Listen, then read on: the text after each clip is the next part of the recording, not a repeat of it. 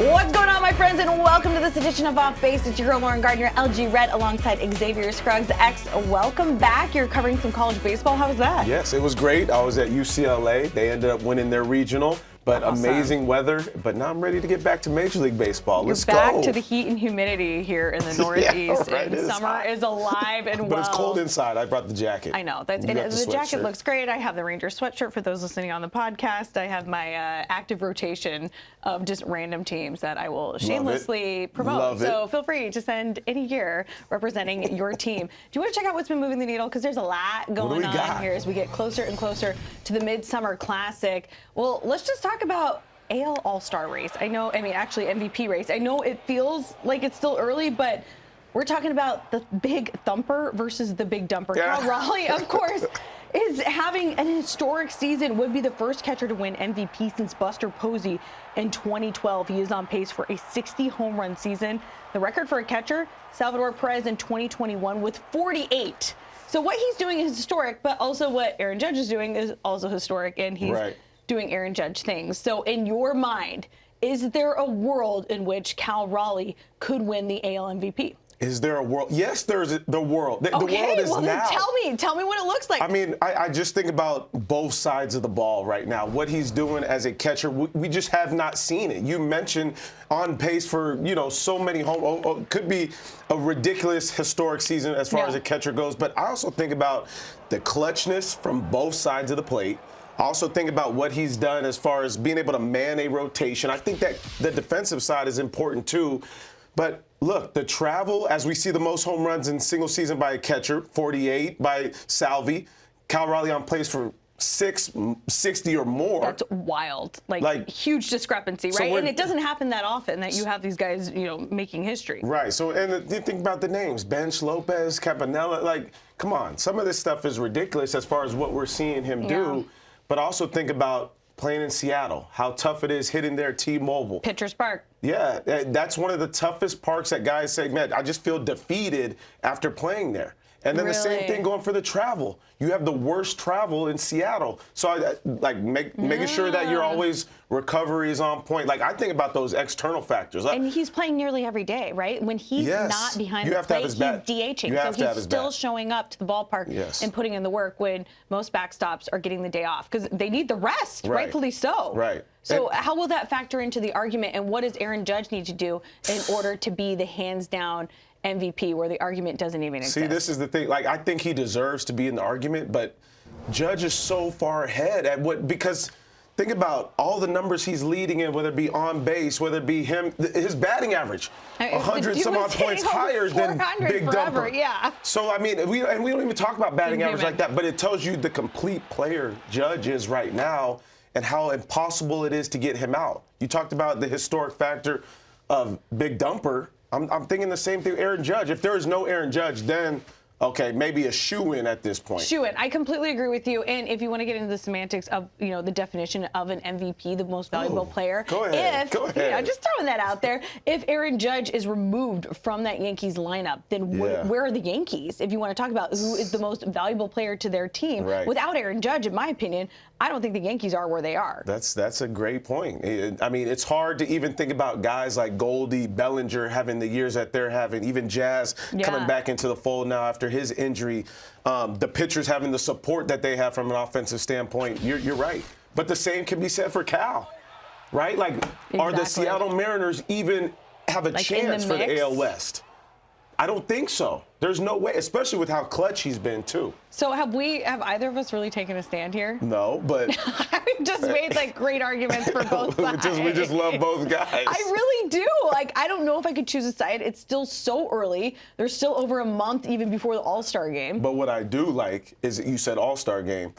Maybe Cal's for sure his first, right? Judge already got 6 of them in the bag. We can celebrate both and understand how special both players are and appreciate this idea that we now have a catcher in this conversation, and there has not been that in a minute. Rarefied air, and to me, sometimes something that's a little bit more unique, different, is more attractive in terms of an option because it makes you think. We've been spoiled by Judge. We get used to it, and what we're seeing is again historic, but we're seeing this year in year. Like you're in and you're out. There we go. Judge English can be tough Ohtani at times. for a long Exactly. time, right? There we go. Judge English can be tough Ohtani at times. for a long Exactly. time, right? So sometimes it's fun to mix it up. Yeah. So maybe that could give Bring some Thumper in there. It could give Cal the edge, and like you said, Cal could be a first-time All-Star. Most likely will be. And if you want to get in on the action, voting is underway now at MLB.com and the 30 club sites for the 2025 Pro Spirit MLB All-Star ballot. Now the ballot features 2 phases of fan voting to determine the starters. Now through June 26th at 12 p.m., fans can cast their votes exclusively online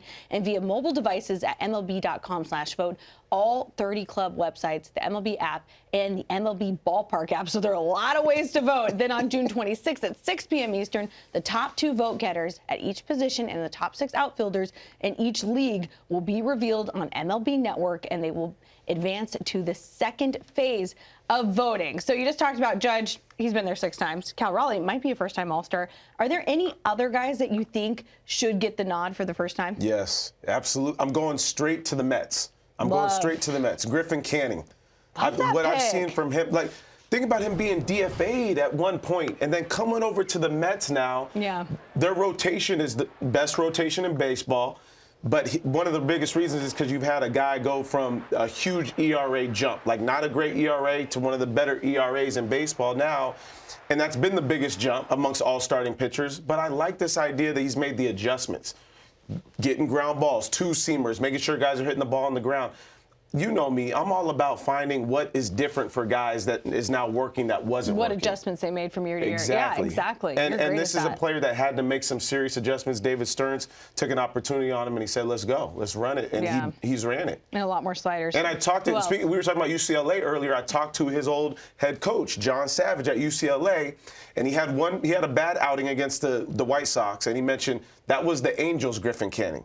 Then he but then he bounced back. Last start, bounced back. Did an amazing job. Got back to doing what he did against the Dodgers at his hometown. So Griffin Canning is one of those dudes for me. Okay, so you have a pitcher. Do you have a position player? Absolutely, Ryan O'Hearn. Love that. Ryan O'Hearn. Orioles been the most consistent piece there. And also a guy that's made some serious adjustments, especially in the power department. He doesn't miss mistakes now. And when you think about how rough it's been for the Orioles, who have played a little bit better, he's been that one constant piece and probably the veteran piece in there that's like, hey, guys, we got to figure out how to pick this thing up. That's a great pick. Because he may not be like things are tough there in Baltimore superstar, right now. But it's like, hey, I'm going to keep doing my job, and everybody else needs to fall in line too. But he's done it. I've loved what Ryan O'Hearn's done. The numbers are there too. Okay, so you were just talking about Griffin Canning being a new guy from Anaheim. We're going back out to the Los Angeles Angels of Anaheim. Zach Neto, you're working the draft now. Before you were working the draft, I was working the draft. I got to be Zach Neto's first interview after his name was called in the draft, which was such a special moment. I just, not only do I love this kid as a human, but what he's doing at short. I know he missed the first part of the season due to injury, but what he's done, this is going to be a really fun full screen we're going to take a look at. 30 home runs, 30 stolen bases since last May. Look at the company he is keeping. Shohei, J-Ram, Francisco Lindor, Corbin Carroll, Bobby Witt Jr., and O'Neal Cruz. Like, he is doing a lot of special things there with Anaheim, and I think that's what, Ron Washington, Bo Porter, they've all been singing his praises. They're so excited to have him on the mound. Offense now. He's instant offense. It's all the offense. It's exactly what he's doing. We got on the mound? Chris Bubich. Oh, TJ, 2 years ago, right? Then he's a reliever last year, and then he goes off this year, back in the rotation. What an amazing opportunity. He's making the most of it. And, by the way, do you want to know what his ERA was in the month of May? 0.56. Look at that record. Look at those numbers. The numbers are dumb. Like opponent batting average in those 5 start. Oh, my goodness. Yeah, so impressive. I mean, he never had a full season ERA lower than a 4.43 prior to this year. So really fun to watch. And he's only 27 years old. So it's like he's getting this new lease on life or on his career. So I want to see him in the All-Star game. That's good. That's really good. It's going to be hot and humid in Atlanta, but he'll be fine. He'll be good City representation, baby. Yeah, exactly. I don't know. I like our picks. Really good picks, right? They got to keep going. They got to stay consistent. You know who else is consistent? The Detroit Tigers, dating all the way back to last August. And this guy, Kerry Carpenter, is one of the reasons X is going to break down what makes him so great at the plate after this.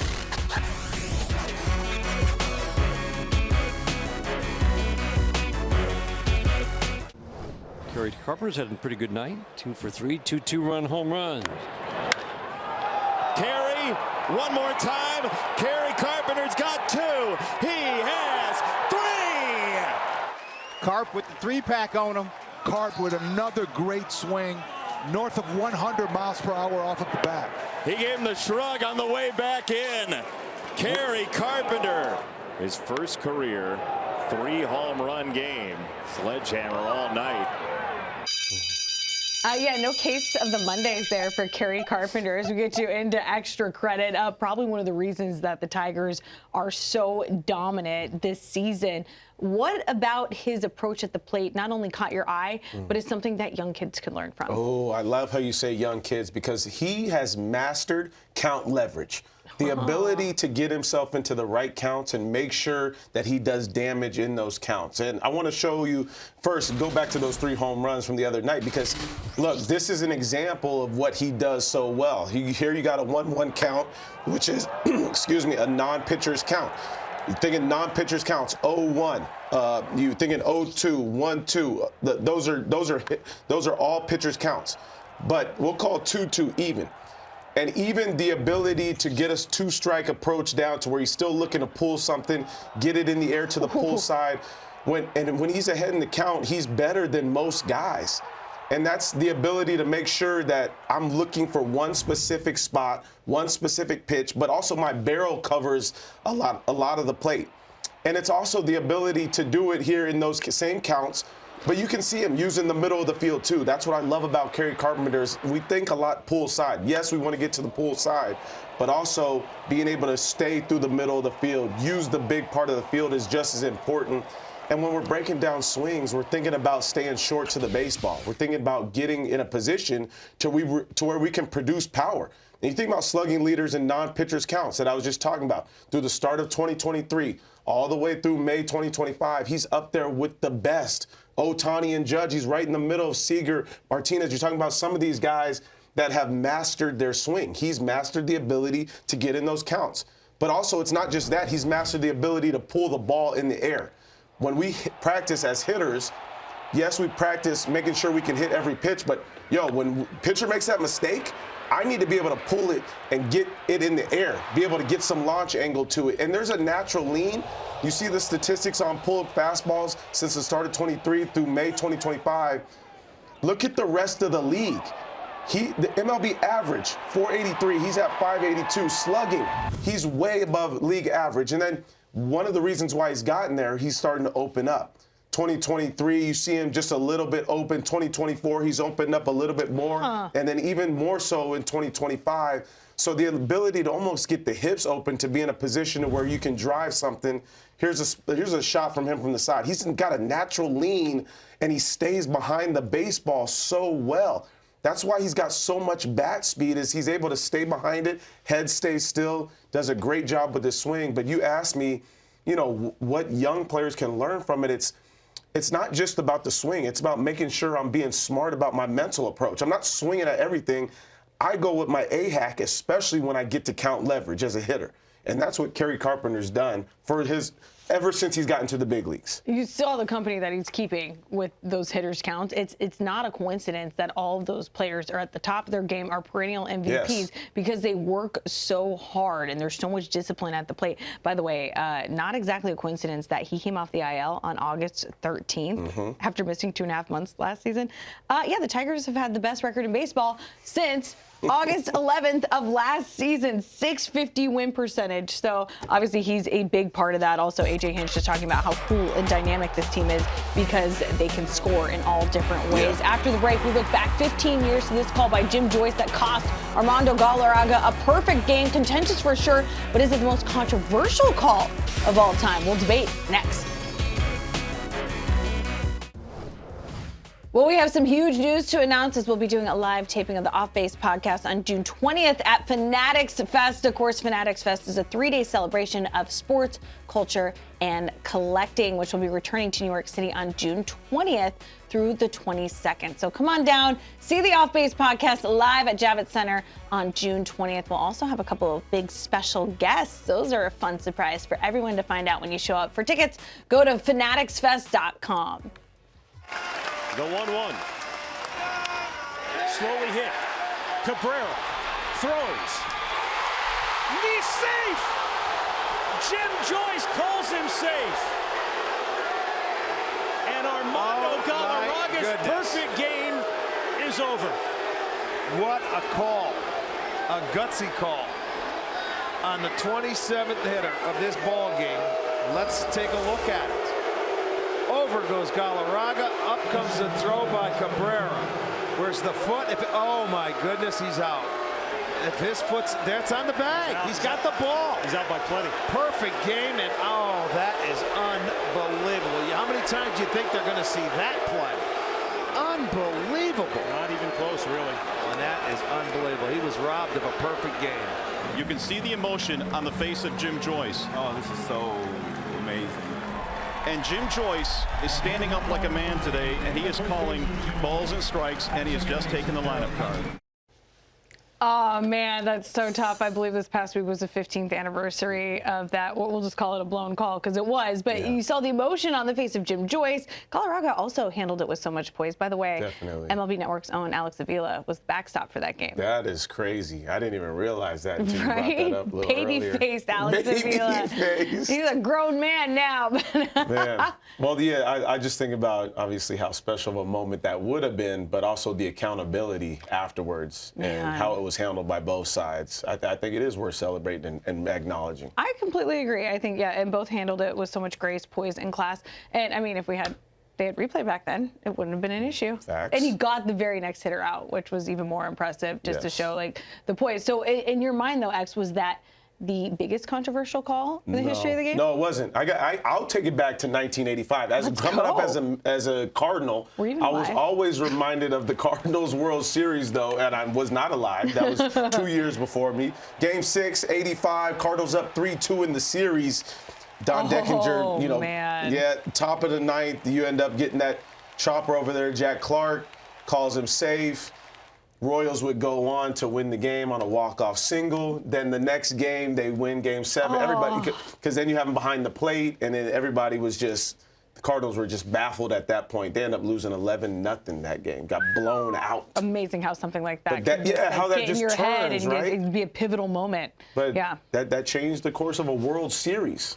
So that was a little bigger for me. What do you got? Our producer, John O'Malley, is a big O's fan, and he brought this one up in our production meeting, which I really liked. How about this? Game 1 of the 96 ALCS between the O's and the Yankees. Bottom 8, 1 out. Yanks trail 4-3. Derek Jeter hits a fly ball the other way to Tony Tarasco, right? Goes back. Ball's knocked into the stands by a kid who reaches over the wall. Well, that kid was Jeffrey Mayer, who became a hero in New York. I was so bad. The ump ruled it was an interference. Yeah.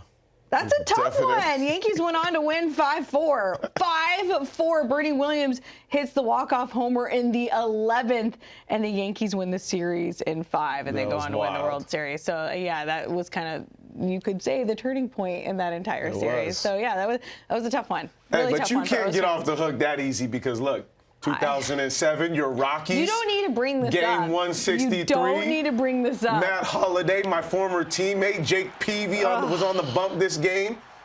Our colleague, look at Holliday. That. Gosh, come on, was he safe? Yeah, of course he was safe. I'm a Rockies fan. Did he even touch the plate? Doesn't matter. It's Matt Holliday. Isn't that a part of the game? Look, they're celebrating. Don't you have to touch the plate? There was a lot of dirt in the vicinity. You can't tell.